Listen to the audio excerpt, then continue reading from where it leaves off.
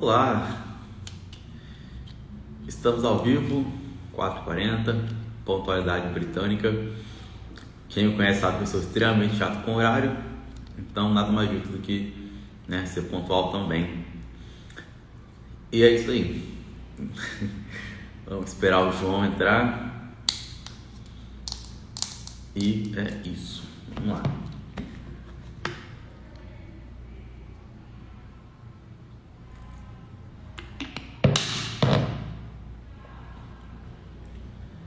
Vamos falar hoje sobre avaliação postural e como escolher os melhores exercícios para ter os melhores resultados. Então, vamos lá.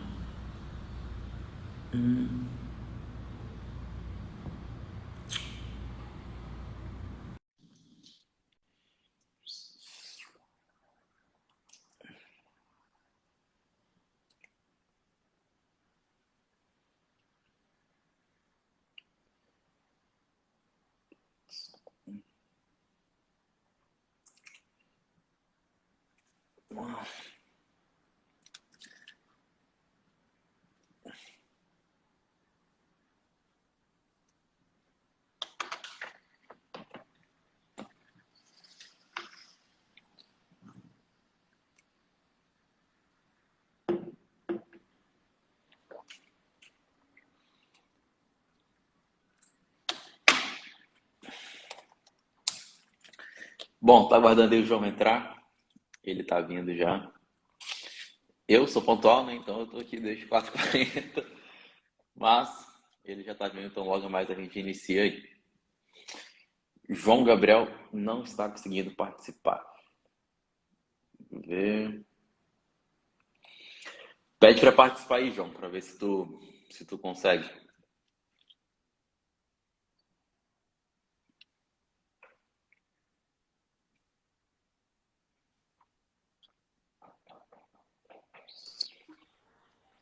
Fala. Agora sim.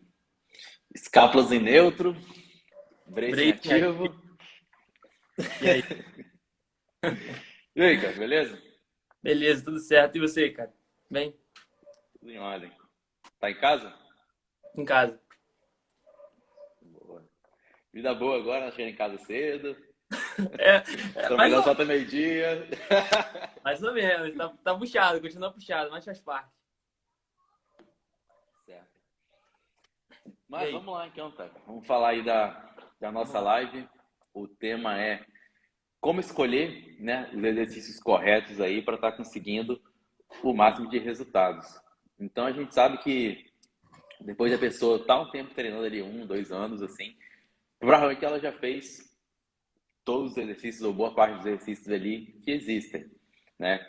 Mas aí começa a entrar uma parte um pouco mais criteriosa, que é como é que a gente vai escolher os exercícios corretos para atender a necessidade daquela pessoa, porque no início, né, qualquer coisa que a pessoa faz, ela tende a ter uma resposta e tende a funcionar. Mas ao longo do tempo, para a pessoa continuar tendo resultado, é preciso que ela faça algo mais específico e algo mais direcionado, tanto pensando no volume de treino e também na seleção de exercícios. E aí, para a gente conseguir, né, escolher de forma correta os exercícios, nada mais importante do que uma avaliação correta, certo?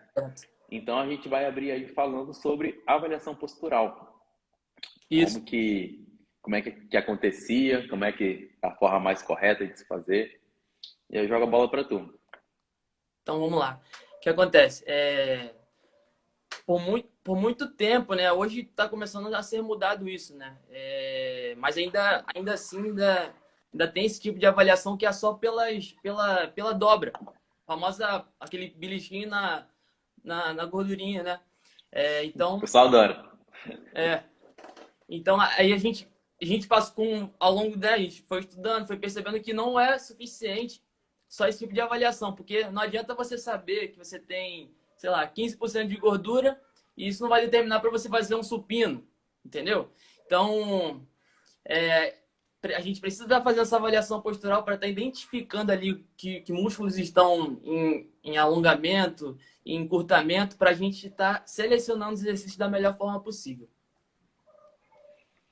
Beleza. Isso é um dado importante que você falou, né? Justamente porque se tu tem dados da composição corporal, isso pensando na prescrição do treinamento, vai mudar praticamente nada. Nada. Então, inclusive também é uma limitação, né, do pessoal que às vezes tem um receio ainda de fazer consultoria online, mas não vai física. Então, assim, por mais que a pessoa não vai saber em números quanto está o percentual dela, quando ela envia as fotos e é avaliado por um olho que é treinado, né, a gente vai saber identificar ali a média de quanto está aquele percentual de gordura e principalmente conseguir fazer uma avaliação também funcional muscular. E outro ponto importante de se ressaltar também é que, apesar, né, da avaliação por dobras, por bioimpedância ser interessante, ser bacana, no fim das contas, o que vale é como a pessoa está se vendo no espelho, é a pessoa ver É. as medidas na roupa diminuindo, a pessoa conseguir colocar o biquíni, colocar assim que ela não colocava antes e ir para a praia e se sentir bem. Então eu vejo que muita gente ainda fica pegada nessa questão do número, mas a verdade é que o resultado não tem como esconder, né? Então o resultado ela vai carregar no corpo e, e é isso. Mas falando aí, primeiro um abraço aí para o Rafael, Rafael, torcendo pro Rafael aí, tamo junto, tá sempre tamo presente junto. aí nas lives, nos posts. Tamo junto, Rafael. E vamos falar um pouquinho então, como é que a gente faz para descobrir se o músculo está alongado, se o músculo está encurtado e o que isso muda na prescrição e no resultado de um treino. Beleza, então o que acontece? A gente primeiro faz o que a gente chama de testes angulares, né? Testes angulares, para a gente tá vendo ali como está o comprimento do músculo, digamos assim. Então, o músculo, ele tem um certo tamanho ideal, né? E quando a gente pega para avaliar, a gente já percebe ali um músculo encurtado e nosso objetivo na prescrição do exercício, né, é tá fazendo, buscando esse músculo tá melhorando esse comprimento para estar chegando tá chegando numa relação ali ideal para gerar uma melhor contração muscular, digamos assim. Cara, dá uma paradinha aí, Então, o que músculo o seu sinal tá dando uma cortada. encurtado, ele, ele, ele tem atraso ele entra em fadiga de forma antecipada, por isso que a avaliação postural ela é imprescindível na pressão. Futuramente está visando ali uma Agora melhor voltou. hipertrofia, Tinha dado uma um travada, emagrecimento tava com maior qualidade. delay, mas agora voltou. Ah, Dá uma repetida beleza. nessa última parte aí, por favor, que eu acho que não deu para entender. Então, a gente, quando faz a avaliação postural, a gente usa de testes angulares, né? Para a gente estar identificando ali os encurtamentos musculares, para a gente estar prescrevendo os exercícios de forma correta. Então, muitas das vezes, a gente não vai dar para encaixar um exercício isolado numa musculatura que tem um certo grau severo de encurtamento, porque é como se a gente estivesse enxugando gelo. Então, certo, primeiro, a gente tem que buscar o alongamento dessa musculatura, um melhor comprimento desse músculo, para estar trabalhando ele futuramente de forma mais eficiente, digamos assim. Beleza. Pegando esse gancho aí, eu acho que a gente pode dar dois exemplos muito bacanas e que são dois dos mais comuns. Que primeiro é o encurtamento ali dos adutores e a hiperatividade do trapézio superior e como é que isso vai impactar tanto na estética e na funcionalidade. Então, vou falar dos adutores, depois você pega o gancho aí do trapézio. Então, por exemplo, no caso dos adutores, que é aquele músculo da parte interna da coxa, é muito comum, extremamente comum, por conta do nosso padrão postural ao longo do dia, de ficar muito tempo sentado, que estes músculos se encontrem encurtados. E a partir do momento que esse músculo está encurtado, o que vai acontecer é que ele vai, entre aspas, roubar a ação de outros músculos, como, por exemplo, glúteos. Então a menina chega na academia querendo desenvolver glúteo e vai fazer a cadeira adutora, que é aquela cadeira de fechar. Então isso é extremamente comum, tá no treino básico de todo mundo. Cadeira adutora, 3 séries de 15. Isso é a coisa mais comum que tem. Mas se a pessoa não passou por uma avaliação, ela não vai saber se realmente ela precisa malhar aquele músculo e muitas vezes pior ainda, aquilo acaba atrapalhando o desenvolvimento do músculo alvo dela. Então, se a Exato. pessoa não identifica o que ela precisa equilibrar, que ela precisa ajustar, antes de estar incluindo o exercício isolado, o que acontece é que toda a estrutura do treino dela já vai sair errada e aí, consequentemente, também os resultados não vão ser os resultados esperados. E existem outros sintomas também que a gente pode estar analisando desses encurtamentos, que é quando, por exemplo, a pessoa vai fazer a elevação pélvica e não consegue sentir glúteo, então acaba sentindo muito posterior, acaba sentindo quadríceps. Isso é outro sinal que ela está ali com uma série de músculos encurtados, músculos inibidos, que ela precisa fazer um trabalho específico para estar reequilibrando essa musculatura e que provavelmente a escolha dos exercícios ali não está de acordo com a realidade, com a necessidade daquele praticante naquele momento. Sim. E outro exemplo muito comum, né, é a questão do trapézio. Então, falei. Então vamos lá. Muitas das vezes, né, a gente tem essas que a gente chama de hiperatividade. O que é uma hiperatividade? Hiperatividade é a entrada antecipada de um músculo que não deveria entrar na hora da contração muscular, né? Aí todo músculo hiperativo ele tem um músculo que faz a ação contrária dele, ou que a gente chama de sinergista concorrente, né? Tem o trapézio superior, que tem a relação com o serrátil, que é um músculo que fica embaixo assim do braço, e tem o elevador da escápula com o trapézio inferior. Então a gente precisa estar incentivando através do abaixamento da escápula, aquele movimento de abaixar a escápula, para estar diminuindo aquela percepção de desconforto. É até uma percepção de estar sentindo mais o pescoço do que a própria musculatura dorsal ali no movimento. Então, por isso que a gente prioriza sempre a questão da técnica nas primeiras 6 semanas, né, durante o treinamento, para a gente estar retirando essas hiperatividades e inibições musculares para estar tendo um físico mais apresentável futuramente. E eu acho que vale a pena também a gente explicar ao pessoal a questão dos músculos tônicos e os músculos fásicos. Então, são músculos que, pelo desuso, ou seja, a pessoa que é sedentária, ela tende a ter uma hiperatividade de trapézio superior, que é o músculo tônico.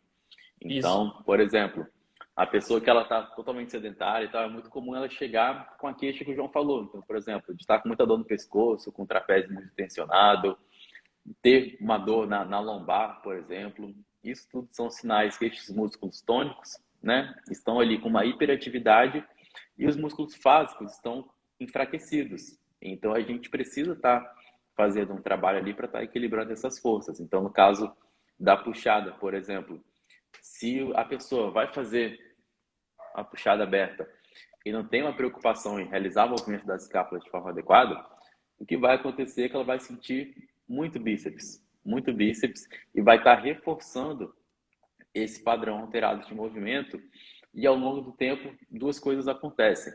Primeiro, ela vai treinar, e não vai ter o resultado estético que ela quer, porque ela não vai conseguir direcionar a atenção mecânica e metabólica para o músculo-alvo. E segundo, ela vai ter um problema funcional, porque a partir do momento que você cria esse desequilíbrio muscular e sustenta por muito tempo, você pode começar a ter, por exemplo, um problema na articulação do ombro. Então, a boa saúde articular do ombro começa com uma boa saúde das escápulas, sabendo fazer o movimento correto das escápulas, tendo um bom equilíbrio entre trapézio superior, trapézio médio, trapézio inferior. E esse é um trabalho que poucas pessoas fazem, né? Então, a pessoa chegar com dor no ombro, por exemplo, é muito comum. A pessoa já tentou de tudo e não consegue resolver justamente porque não passou por essa avaliação mais estruturada antes de iniciar o treinamento. Ainda tem a relação, né, Matheus, do posicionamento articular para a gente estar conseguindo ali uma melhor eficiência da musculatura alvo, né? Aí eu trouxe até aqui uma escápula de papel. Tá vendo? Manda ver. Quando a gente eleva o braço, quando a gente eleva o braço assim, ó, essa escápula, ela precisa fazer isso aqui, ó. Se a escápula não falhar para cima e a escápula acabar acontecendo uma rotação inferior, a gente vai acabar perdendo a efetividade de quem? Do deltoide, que é colado aqui, ó. no lacrome. Então ele vai perder tensão. Vai perder tensão se ele fizer isso. Agora, se a escápula roda superiormente, o deltoide vai estar, ó, bem tensionado e muito bem ativado ao elevar o braço durante o exercício de elevação lateral. Beleza. Nessa pegada ainda da hiperatividade do trapézio, o que você tem a falar sobre encolhimento? Que é um exercício também, parece que tá impresso na ficha já de todo mundo. Então, o que acontece? O que acontece? A gente tem que entender das fibras, do sentido das fibras. O trapézio superior ele tem umas fibras mais horizontalizadas, né? E quando a gente faz o movimento de encolhimento, a gente acaba trabalhando mais o elevador da escápula, que ele tem uma fibra mais na vertical. Então, assim, se a gente quiser trabalhar de forma mais efetiva, né, o trapézio superior, é mais interessante que a gente faça o encolhimento overhead, que é aquele movimento assim, ó, que joga as escápulas para cima. Para cima, não fazendo com as mãos embaixo, como a gente vê muito nas academias, né? Aí a gente consegue estar só explorando ali só o trapézio superior, ao invés de usar outras musculaturas que tendem a atrapalhar toda essa organização ali da saúde escapular, até para a saúde do ombro também. Beleza. Beleza? E tu tá trabalhando lá agora na clínica de reabilitação, né? Lá chega também paciente de ombro ou é mais de joelho? É só joelho, é só joelho. A gente trabalha só com o joelho mesmo lá. Só com o joelho. Só Trabalho joelho. de recuperação. Isso aí. E quando chega lá, quais são os déficits que tu costuma encontrar mais? É mobilidade de tornozelo, é encurtamento de posterior? O que que o pessoal... Encurtamento de posterior, a gente encontra muito déficit de mobilidade de tornozelo, fraqueza do glúteo médio. É bem assim, fácil de encontrar lá durante as avaliações, né? Então, a gente acaba avaliando, a gente trabalha esse processo de correção e depois passa para o trabalho de musculação, propriamente dito, né? Beleza. E o que que a gente pode fazer com a musculação para estar conseguindo melhorar isso daí e estar evoluindo o quadro? Então, Quais são as intervenções? em cima dessas musculaturas que eu acabei de falar, Isso, pensando tanto na parte de membros superiores, de membros inferiores. Pega um exemplo aí, um caso bacana que tu tenha para dividir, para comentar. então, em relação à fraqueza do glúteo médio, a gente geralmente faz o trabalho na cadeira abdutora 45 graus, né? A gente consegue lá extrair, aqui, quando a gente fica em pé na cadeira abdutora, não fazendo sentado, né? A gente consegue extrair melhor o glúteo médio ali e tá trabalhando justamente esse músculo para a gente estar conseguindo equilibrar. E em relação à mobilidade de tornozelo, né? Geralmente a gente trabalha os dois lados, tanto direito quanto esquerdo, mas nem sempre todas as pessoas precisam só trabalhar os dois lados, porque muitas das vezes a gente encontra não só falta da mobilidade articular, mas como uma limitação óssea na articulação do tornozelo. E isso também pode impedir ali o equilíbrio durante o agachamento. Então, ao invés de fazer, além de fazer mobilizações, fazer trabalhos em todos os planos de movimento do pé, né? Que é importante também. Então, às vezes, a gente acha que a pelve está despencando por conta do glúteo, por conta do tornozelo. Um dos exemplos também que a gente trabalha bastante lá. Uhum, perfeito. E eu acho uma coisa bacana também da gente dividir com o pessoal, que é um processo aí de conscientização, é que todo esse trabalho aí ao redor do treino acaba sendo um trabalho preventivo, né? Se Sim. você conseguir trazer a musculatura para o comprimento ideal, pegar o que está encurtado, né, e alongar, pegar o que está fraco e fortalecer, isso vai permitir que você consiga ter um bom equilíbrio para conseguir executar os seus movimentos e não sobrecarregar estruturas que não deveriam ser sobrecarregadas. Então, por exemplo, se tu vai fazer um agachamento com os adutores encurtados, o que vai acontecer é que você vai fazer um movimento de valgo, né? Que é quando o joelho entra durante o movimento e isso acaba sobrecarregando todas as estruturas ali do joelho. Então, pode ser que no primeiro momento a pessoa não sinta nada, mas depois de 3, 4, 5 meses fazendo o movimento de forma inadequada, isso certamente vai gerar ali alguma coisa, algum desgaste articular, alguma lesão, que vai acabar afastando a pessoa do treinamento, também gerando dor, né? E aí a pessoa não conseguir se manter na atividade. Além disso, quando a gente fala aí de ter uma boa mobilidade de tornozelo, de ter também todos os músculos no comprimento ideal, isso permite também que a gente consiga explorar maiores amplitudes de movimento. E quando a Certo. gente explora mais amplitude de movimento, a gente recruta mais unidades motoras. Isso é muito importante para o processo de hipertrofia, porque a partir do momento que a gente recruta mais unidades motoras, a gente consegue ter uma hipertrofia do músculo de forma mais uniforme. Então, isso também é importante, tanto no aspecto funcional e também no aspecto estético. Eu vejo que muita gente tem esse pensamento, e eu já fui assim, você sabe, de ignorar essa parte de alongamento, de mobilidade, já que não servia para nada, e empurrei muitos anos com a barriga, até a hora que eu ia fazer um supino com 10 quilos de cada lado, eu não conseguia. Sentia dor. Meu ombro ficava queimando, eu ia agachar, eu não conseguia descer nem a 90 graus, então dei muita Atrapalhava cabeçada muito. na parede até realmente entender, né, e aceitar a necessidade de fazer uma avaliação, de você alongar, fazer o exercício de mobilidade, fazer todo esse trabalho preventivo e entender que é isso que vai fazer com que você consiga extrair o máximo de qualidade ali do seu treino. Foi o que eu, E foi o que aí, eu fala aí. Foi o que eu falei no início, né? O músculo encurtado, ele entra em fadiga mais rápido. Ele entra em fadiga mais rápido. Por isso que, assim, não é condizente, né, a gente pegar e passar uma cadeira flexora,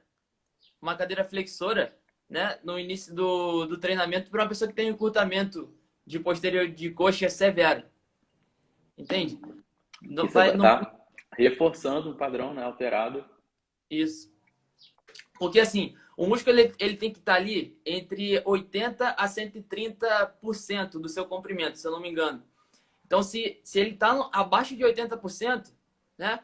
E como é que a gente identifica isso? Como eu falei, através de testes angulares, né? A gente faz o teste de flexão de quadril, né? E a gente percebe ali em relação aos graus, quanto essa perna está ali, esse membro tá fixado e a gente já parte do princípio e prescreve os alongamentos para a gente estar buscando esse comprimento ideal para aí sim a gente começar a prescrever exercícios isolados para a parte posterior da coxa. João, mensagem do Papa aqui. Acabou de chegar, ó, perguntando: alongamento antes ou depois do treino e por quê? Quem perguntou? O Papa. Tô zoando, pô. Eu não ouvi, eu não ouvi. Eu acho que. Deixa eu pegar o fone, peraí. O fone tá. Deixa eu pegar o fone que tá. Eu não tô ouvindo direito.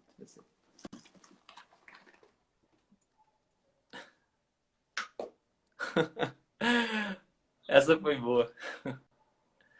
Foi aí? Tá me ouvindo bem?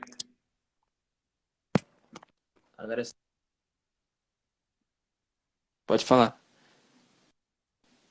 Agora sim. Show. Não, para a gente comentar um pouquinho sobre a questão dos alongamentos, Pode né? falar. A gente já fez aí uma parte introdutória, conscientizando o pessoal da importância de alongar, mas é uma dúvida muito frequente da galera: se alonga antes, se alonga depois e o porquê. Beleza. Vamos lá. Por muito tempo você acreditou que deveria se alongar no horário espaçado do treino ou depois do treino, né? E hoje a gente percebe que alongar é muito mais do que esticar, né? Alongar a gente trabalha a consciência corporal, né? Além da propriocepção, né? O que é propriocepção? É a capacidade da gente reconhecer o nosso corpo no espaço sem o auxílio da visão. Então, a gente tem que ter a percepção ali durante o alongamento, como é que está o posicionamento da nossa pelve, dos nossos ombros, e isso vai dar gerar uma aprendizagem para a gente levar pro exercício. Então, a gente deve alongar antes do treino, não vai perder tempo, você vai só se beneficiar disso, além da importância de estar buscando ali aquela redução da hiperatividade e melhorando o músculo que tem aquela excesso de inibição muscular, né? E o alongamento depois, ele na verdade serve como relaxamento, né? Então a gente geralmente nem faz tantos exercícios de alongamento depois e prioriza sempre fazer antes por todas essas questões, além de servir como um aquecimento também. Show. Um exemplo muito bacana que você deu uma vez, que eu gostei muito, foi em relação à arrumação da cama. Isso, E exatamente. fala aí. Exemplo assim, Exatamente. fala, vai. Exatamente. Aquele lance do comprimento do músculo. Por exemplo, quando o músculo está encurtado, a cama está bagunçada. Entende? A cama está bagunçada. Então, quando a gente deixa a cama arrumada, é quando a gente traz o músculo para o comprimento ideal dele.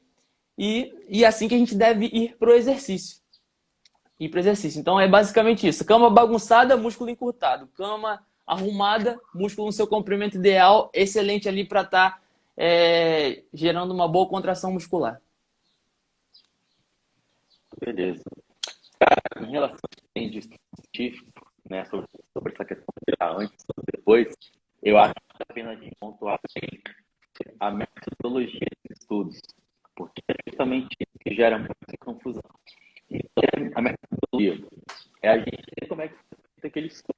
Então, o quê? Matheus, tá Então, picotando. Tá picotando. Só... oi? Agora ficou bom. Aí. Agora ficou melhor. Tava picotando. Então, beleza. Tá ouvindo? Posso falar? Agora ficou bom. Pode falar.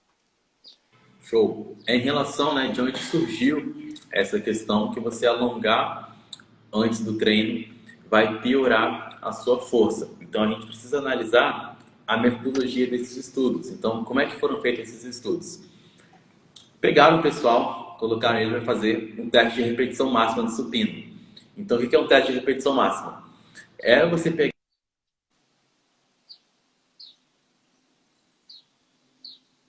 Calma aí.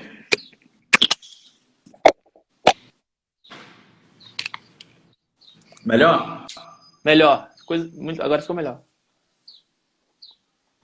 Beleza. Então, como é que são os testes de uma repetição máxima? Basicamente é você pegar o máximo de carga que você poderia ali no supino e basicamente isso. Então, esse teste, essa questão do alongamento e da força, o pessoal fazia o seguinte: eles faziam um alongamento extremamente intenso e logo em seguida ia fazer o teste de repetição máxima. Então, é claro que fazendo dessa forma, você ia ter algum prejuízo na força. Entretanto, quando a gente transfere isso para a realidade, não é dessa forma que a gente conduz. Então, a gente faz o alongamento, que poderia sim ter algum efeito sobre a força, porque a gente mexe com os componentes elásticos dos músculos, mas logo em seguida, ao alongamento, a gente faz um aquecimento. E quando a gente faz o aquecimento, a gente se protege desse possível efeito deletério dos alongamentos. Então, acaba que os benefícios se sobrepõem e muito a esses possíveis efeitos deletérios. Então, é um mito muito grande que foi criado em cima da interpretação equivocada em cima desses estudos aí. Então, assim, falta um pouco de entendimento de conceito, né? Porque, assim, alongamento é um trabalho submáximo. Aí, o que foi feito no estudo, na verdade, foi um flexionamento, que é um trabalho máximo. Então, o flexionamento, o trabalho de flexibilidade vai ali reduzir, sim, a capacidade do músculo em gerar força por 30 minutos, se eu não me engano, que é relatado nos estudos. Agora, o trabalho de alongamento em si, que a gente só trabalha ali dentro de uma faixa de desconforto leve, não vai ter esses efeitos deletérios, não. É importante também de falar que muita gente pensa que alongar, né, é você esticar o músculo o máximo possível, independente de qualquer coisa. Mas é importante pontuar que o alongamento, para ser eficiente, precisa gerar um desconforto moderado, né? Um desconforto leve para moderado e não algo que seja extremamente desconfortável. Exatamente. Mas, beleza. Cara, eu acabei esquecendo de abrir a caixinha para pergunta. Tu abriu a sua? Abrir. Tem algumas perguntas aqui. tem uma pergunta boa para você responder. Perigoso, perigoso, mas vai.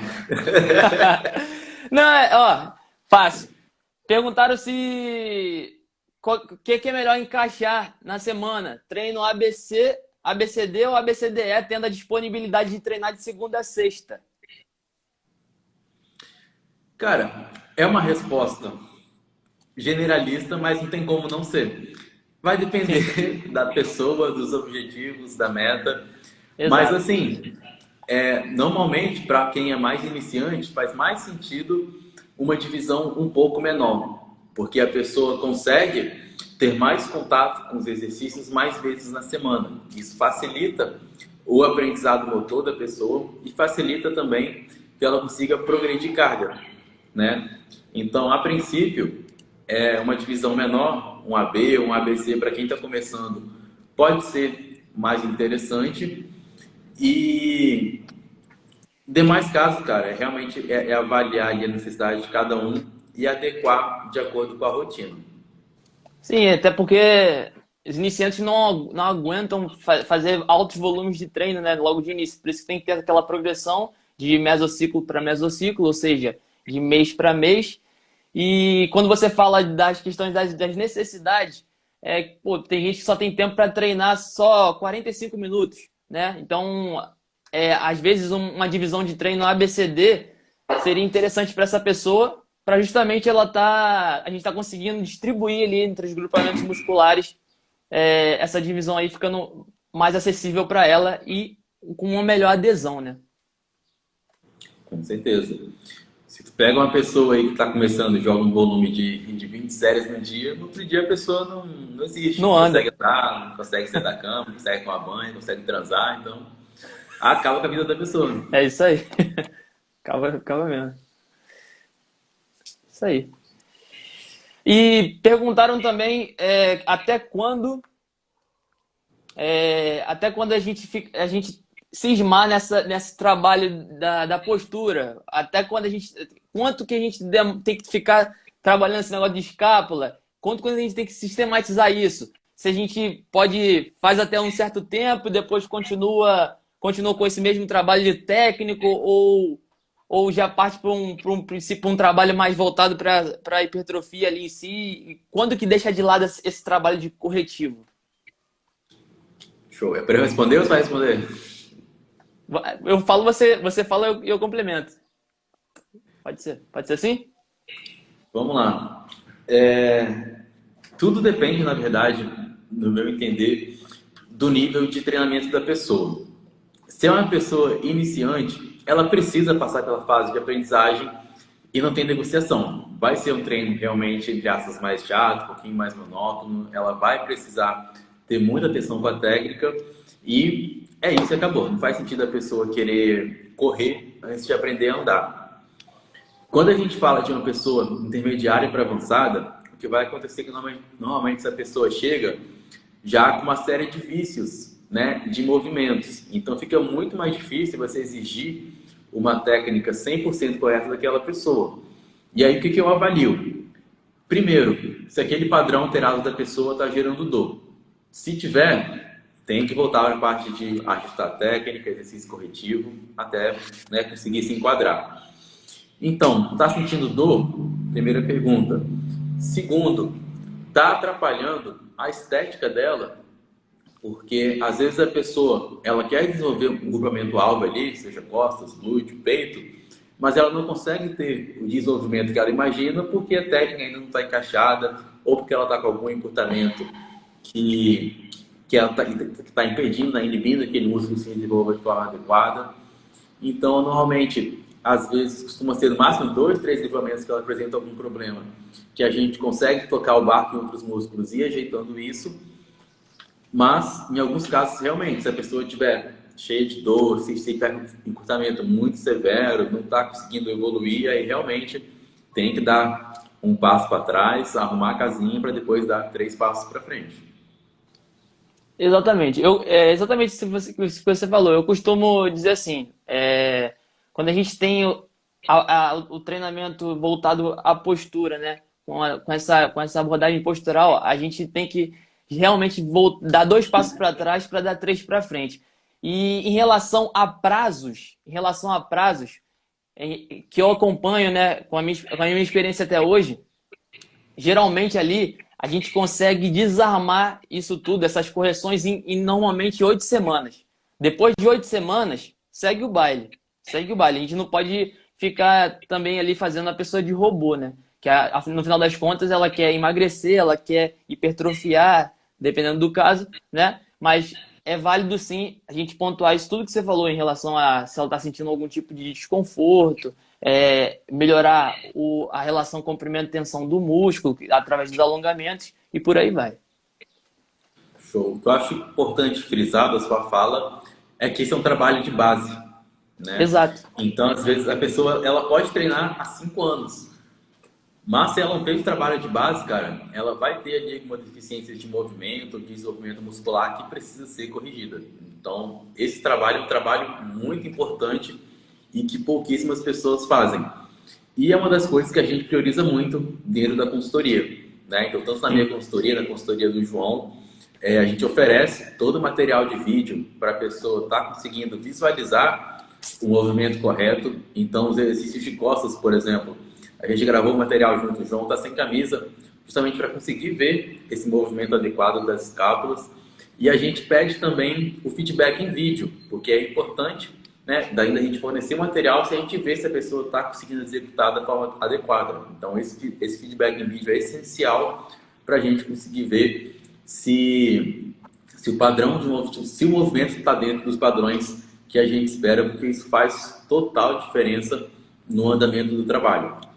Então, inclusive, mês de fevereiro iniciando, quem tiver interessado nas consultorias, link na minha bio, e a consultoria do João, link na bio do João. Exato. Chegou uma pergunta aqui do Igão. Cadê? Cara, pra mim tá travado até agora, mas tá tudo certo, tá fluindo. Beleza. Aqui tá fluindo, cara. Aqui tá normal. Eu tô te vendo, tô te ouvindo. Tudo certo, pode seguir. Levantamento terra no dia de pernas ou no dia de costas? Existe melhor e pior nesse caso? Existe a gente entender do movimento de cada músculo. Então, o que acontece?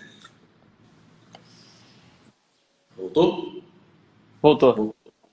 Então, o que acontece? Dorsal, basicamente, vai fazer movimento de abdução no ombro e aqui de abdução, de adução horizontal.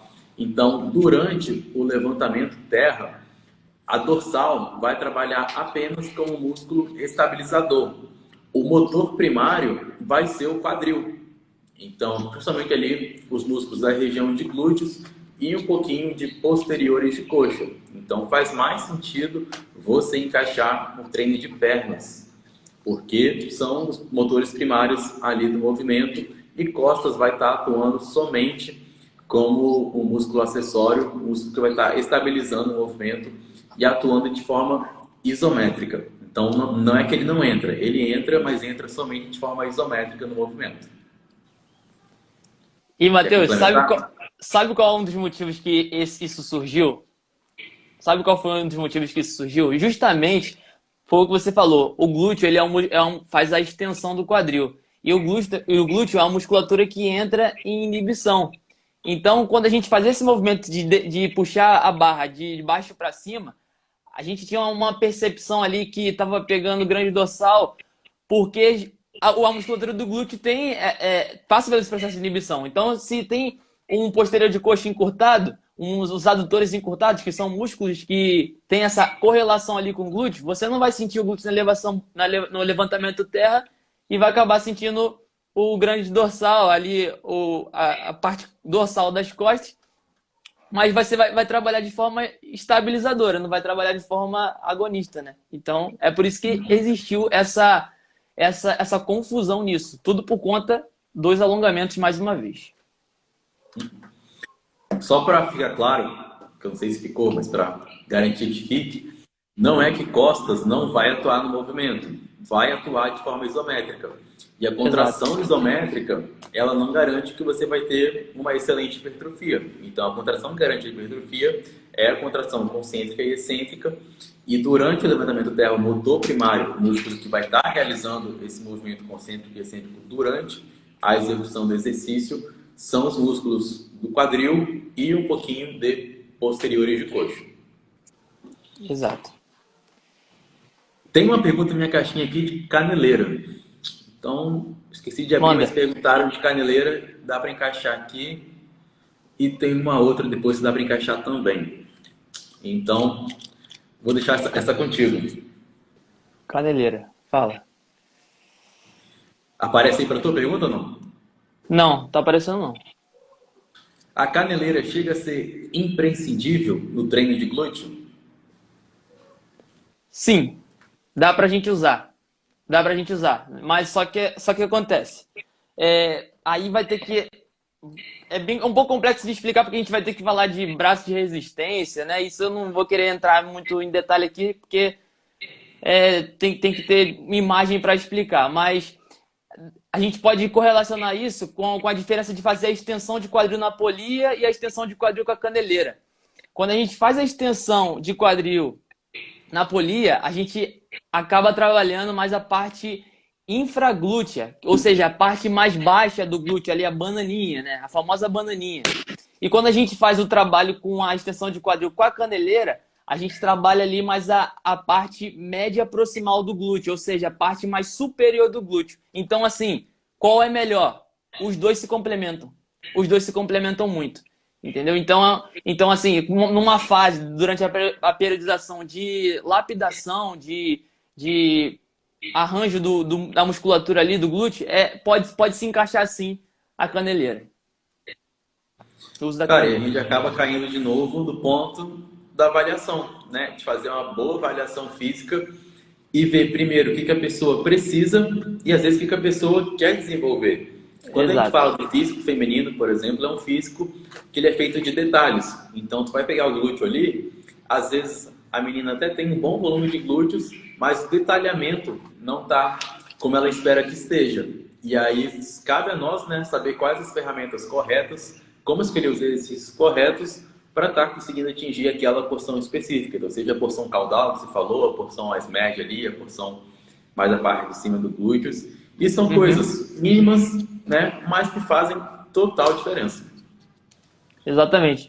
Aí a gente vê os estudos, a ativação não é tão significativa, mas quando a gente fala de biomecânica, de cinesiologia, né, de posturologia, isso faz uma diferença gigantesca dentro do treinamento e realmente gera resultados inimagináveis, né? Coisas que ficam bem bacanas mesmo com essas estratégias. Por isso que não dá para excluir nenhum tipo de implemento que a gente tem dentro do salão de musculação. Às vezes a gente fala assim, aquilo ali não serve para nada, mas depende muito. Tem que ser avaliado, o contexto. É legal tu falar disso, cara, porque já aconteceu, né, tipo, da gente entrar assim, eu entrar no salão de musculação e julgar alguma coisa que eu tava vendo ali. Mas depois que a gente vai estudando, batendo um esclarecimento maior, hoje em dia eu não faço mais isso, cara, porque a gente não sabe o contexto, né, que foi feita aquela prescrição. Então, sem saber o contexto, a gente não pode julgar nada. Exatamente, exatamente. Seja uma dieta, um treino, um exercício, nada disso.